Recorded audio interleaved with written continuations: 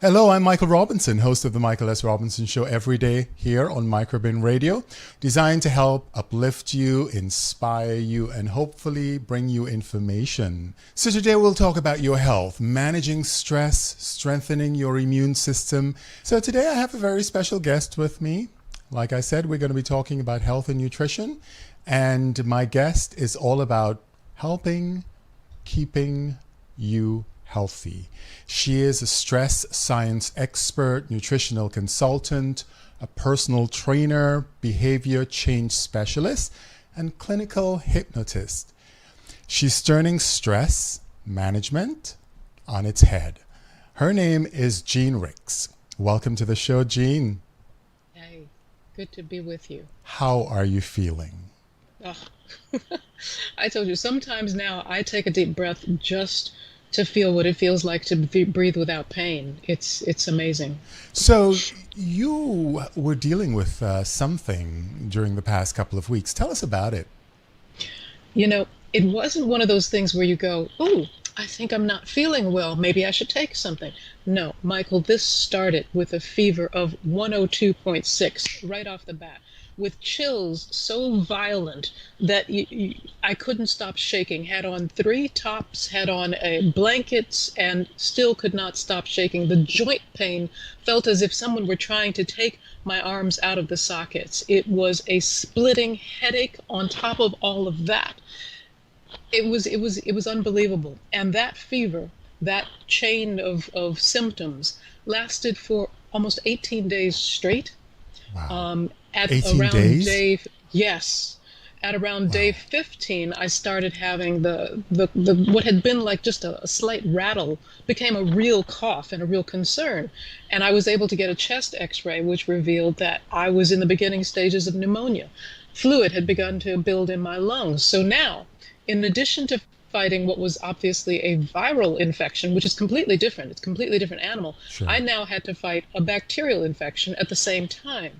I understand how people who are more compromised, I was fortunate to be in physically good shape to begin with, but I understand how people who are compromised in any way would have problems with recovering from this, because again, you're fighting this one thing so hard, your body's working with it, and then boom, now you've got a bacterial infection to work against as well. Right, right. It's almost as if the body starts fighting itself and you're dealing with complications from bacterial infection. When it's a virus that initially infected you, it is complex. So you just mentioned to me that you tested negative for COVID?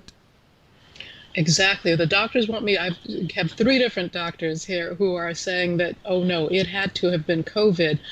I need the antibody test in order to find out what it really was. The testing, unfortunately, is not always accurate. You Correct. get false positives as well as false negatives. And as you've probably heard as well, once you have the virus in your system, you will get the antibodies. So the antibody testing will give me the final results. Right.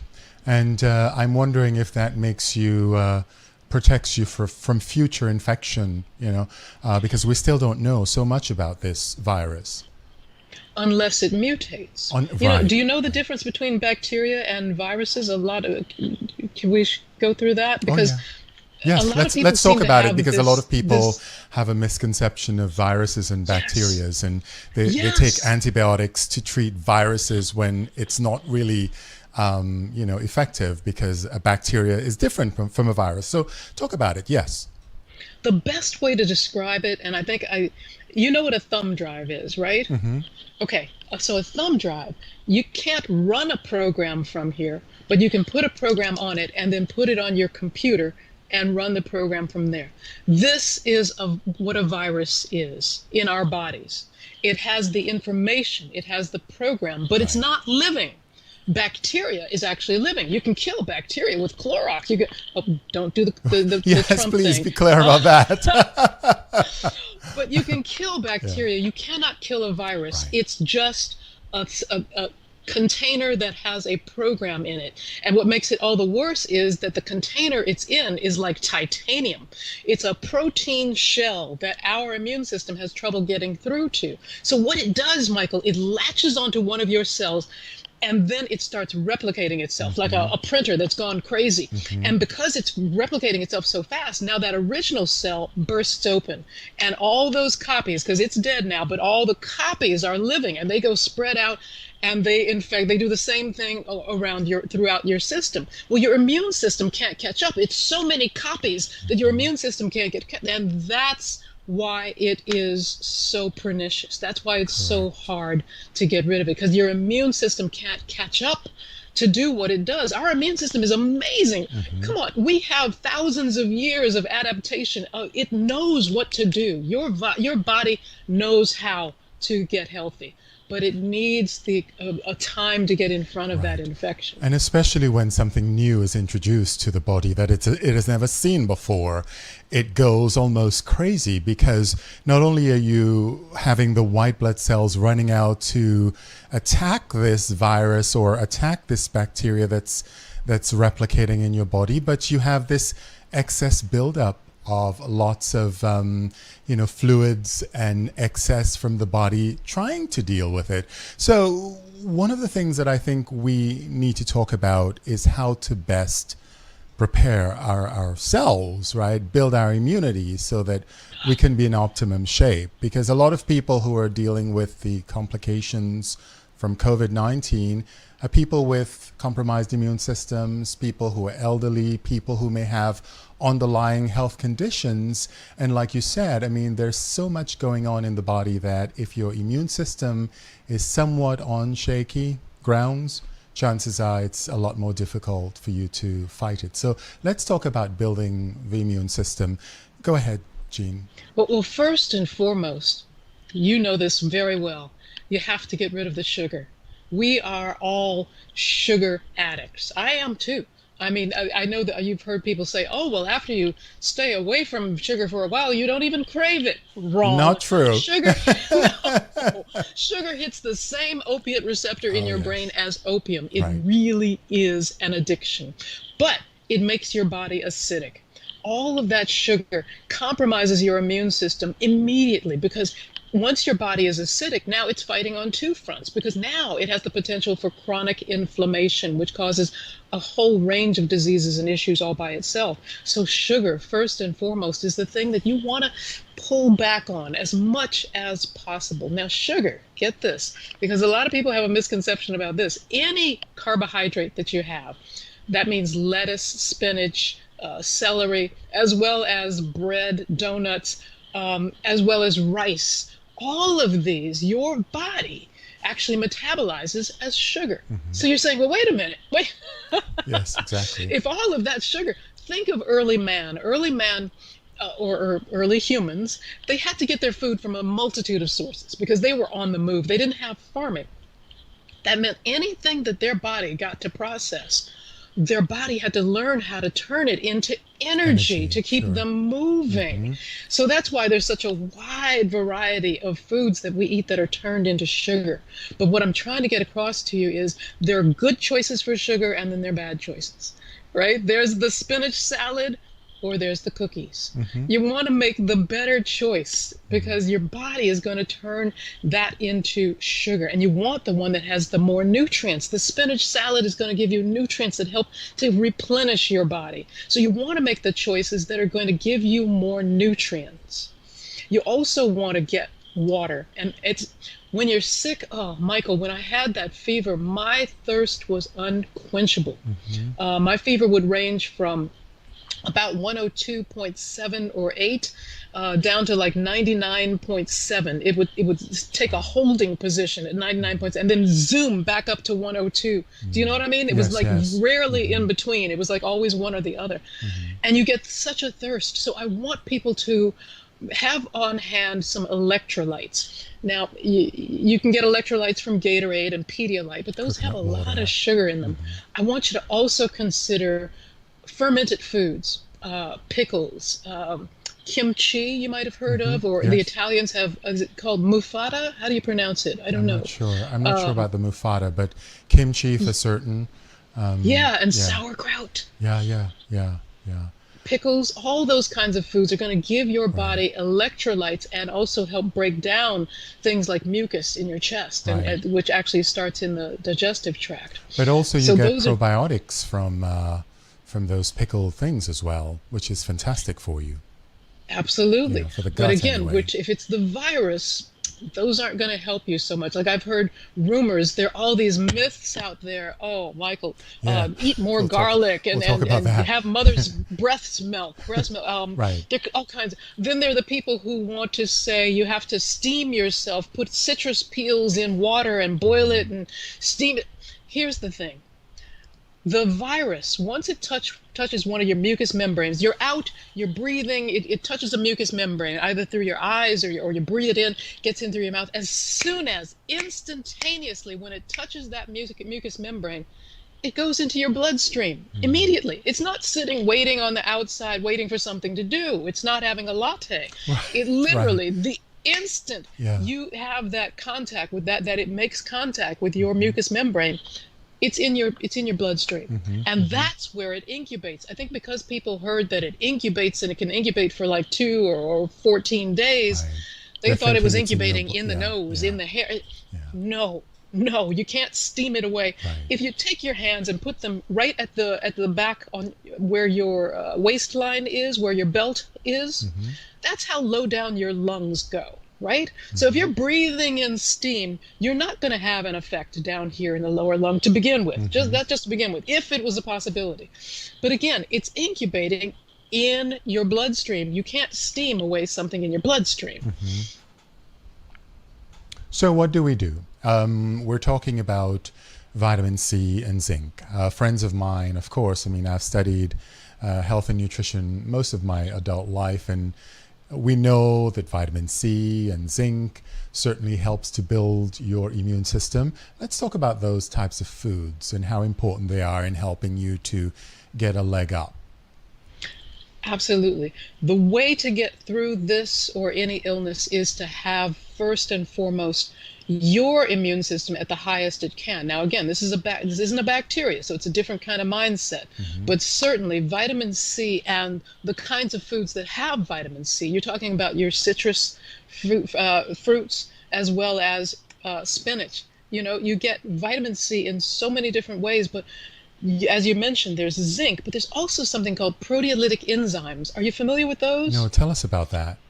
What's wonderful is your body makes these enzymes naturally. But when you have an illness, you're in need of higher levels of those proteolytic enzymes. And remember when I talked about the casing around the virus Right. being the problem? Well, what proteolytic enzymes? They break through the protein, and so they help your immune system be able to get through to the virus. So proteolytic enzymes are a wonderful way to just start helping your body and to be able to get past that virus. So what types of foods are contained with the proteolytic enzymes? Well, with Proteins? those, it's well, no. Okay. Enzymes Right. come in most of our vegetables, Okay. and enzymes are also, again, your body makes them naturally. Right. So I actually buy an enzyme supplement to use for the proteolytic enzymes. So you cannot ingest it in terms of a supplement or in foods that we eat? No? Exactly. Through food is medicine, I see. and through using proteolytic enzyme supplementation, they're already isolated. Your body makes them. For instance, protease digests all the proteins in your body. Right. Lipase digests all the fats in your body. So what the proteolytic enzymes are, it's a specific group of them that have been shown to help with viruses, right? So you get them, yes, through foods, but again, you really do have to actually supplement proteolytic enzymes in order to get enough to maximize the effect. Does that make sense? Yes, yes. But what kinds of foods are we talking about that might have them? So, for instance, the vegetable, that's again why we emphasize so often take your vegetables. But pineapple has bromelain.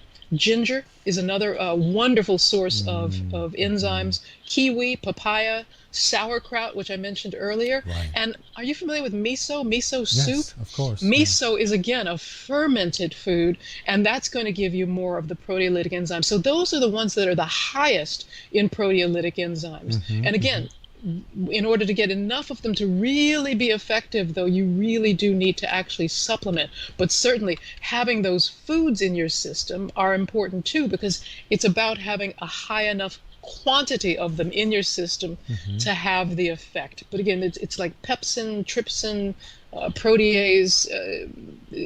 There's a whole list of the viral fusion inhibition enzymes. Wow, this is great, great, great. Nuggets of wisdom we're getting. Let's talk about stress, because stress affects the immune system. It affects our bodies. It affects so much.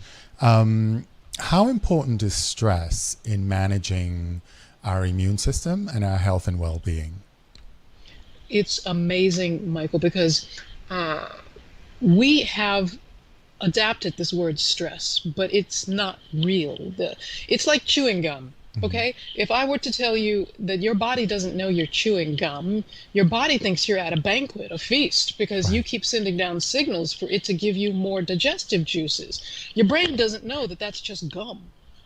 Same thing with quote unquote stress. There's no such thing as stress. The brain only knows danger and non-danger. There's no middle gray area here for stress. So when you are under stress, and for instance, just the fact that you get a phone call that you weren't expecting from someone who you know is a problem area, in that instant that you have that reaction, a cascade event happens in your body. It is fight or flight for real.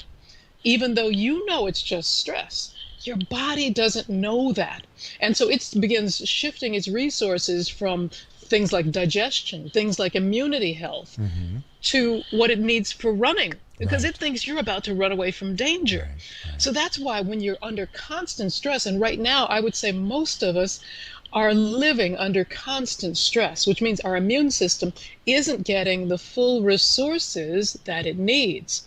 Things like sleep are compromised. Digestion is compromised because your body thinks, well, why do I have to spare resources for digestion when you're about to be eaten by a tiger anyway? Same thing with sexual drive. That gets turned down as well because you're under stress, but your body thinks you're about to run away from a burning building.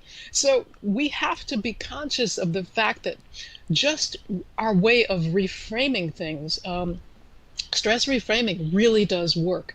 That's where it's a technique where you have something that you know is a stressor, right? First of all, you have to be willing to admit it. And a lot of people, they're so bold. Oh, they just keep going and keep going and keep going. They never admit it. But okay, so once you've recognized that you're under stress, you can look at that stressor and say, okay, yeah, I've got a little buzz going. I've got some energy going here. I'm going to breathe, and I'm going to repackage that energy to use it to propel me forward. So now you're telling the brain a story about the symptoms that it's having. Do you see what I mean? Yes, yes. And when you change that story, now the brain reacts differently. You know, even just taking a deep breath allows the chest to open, the stomach muscles have to loosen, the back opens up. Now subliminally, you're telling your brain that there's no danger. Yeah, no problem. Because you wouldn't be taking a breath, absolutely. right? Yes, yes. And that's another thing that I was going to ask you about, because for me, breathing is important. It's something that it's so automatic for us that so many of us take it for granted. But as a yogi myself, I know how important it is to breathe. I mean, it's really what the asanas that we do, or the poses that we do. The main thing is the breath, you know, focusing on breathing in and breathing out. So yeah, you're doing complex poses, but the breath is what takes you into the poses. And, you know, I try to take that into my life in general so that everything becomes kind of like a proactive breathing exercise for me. Even coming on shows like this, I mean, it's not easy to every Tuesday, Wednesday, Thursday come on at 6 o'clock and have to deal with technical complications or Or otherwise, because a lot of times, it becomes stressful and you become overwhelmed and you become like, oh my gosh, what if the guest doesn't show up, or what if they have technical issues? So you have all of these flags floating around you of stresses. And without breathing, without centering myself, I would be a wreck. But fortunately, I breathe. And when you breathe, you already naturally are breathing diaphragmatically, aren't you? Absolutely. Absolutely. But Into many the people diaphragm, aren't. not into the chest, but into the lower body. And that's what I try to tell people, is that breathing isn't about up here. It's about pushing the air into your diaphragm, expanding it downwards. That's when you get the best breath. But most of us, the majority of people, are doing shallow breathing all day Yes. long, shallow breathing. Now, that has a twofold effect, because on the one hand, shallow breathing is what you do when you're in danger. You so that you can hear better, so that you can.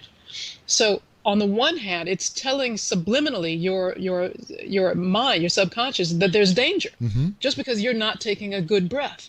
But on the other hand, it also causes a certain level of stress. So, but a lot of people aren't aware that they are shallow breathing throughout the day. And Michael, there are some people who haven't taken yoga and don't know how to breathe diaphragmatically. So if I can, I'd like to Yes. offer them a suggestion. Please, I'd love that. If when you take a breath in, you find that you're only expanding the chest, you're only getting it here, no matter what you do, I'll tell you what the secret is. Now remember, babies, when they come here, they're automatically diaphragmatically breathing. What you need to do is just lay yourself on your back, and I guarantee you, automatically, you will be breathing diaphragmatically. Automatically. You don't even have to think about it. It happens automatically. So once you get accustomed to that, practice it. Use it as a tool so that you know when you stand back up, oh, wait, look, it's not happening. And remember that sensation so that you can find it again when you are standing or sitting up. And focus on trying to make that your dominant way of breathing. Do you see? Absolutely. Couldn't agree more. Let's talk about the lessons you've learned based on your journey for the past couple of weeks, because I want to hear your story. What have you gained from this time in your life? Oh, well, there's so much. First of all, I want to mention to people, please prepare in advance for something like this, a trauma that sets you aside, because I didn't. Right. Especially if I you live lost alone. 11 pounds because Wow. when you are that sick, Yes. you don't feel like I live alone. So you don't have the energy nor the interest in eating. You need to prepare foods in advance. Have staples on hand that you can get to.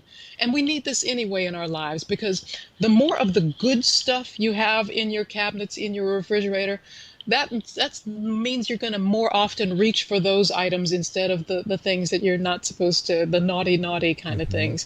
So you want to have on hand, again, I did not do this. And from day one of my illness, had I just stopped, and again, the fever was 102.6, but make a pot of soup, make a pot of oatmeal, make a pot of large pots of things that you know you can eat a little bit of here, a little bit of that are going to give you energy, but also keep you nourished. So it needs to be good stuff.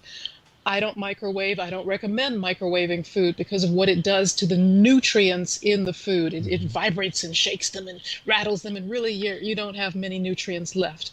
But what I will say is a pot of soup is such a simple thing. A few cans of this, a few cans of that. I often have clients who ask me, well, is it okay to use frozen vegetables?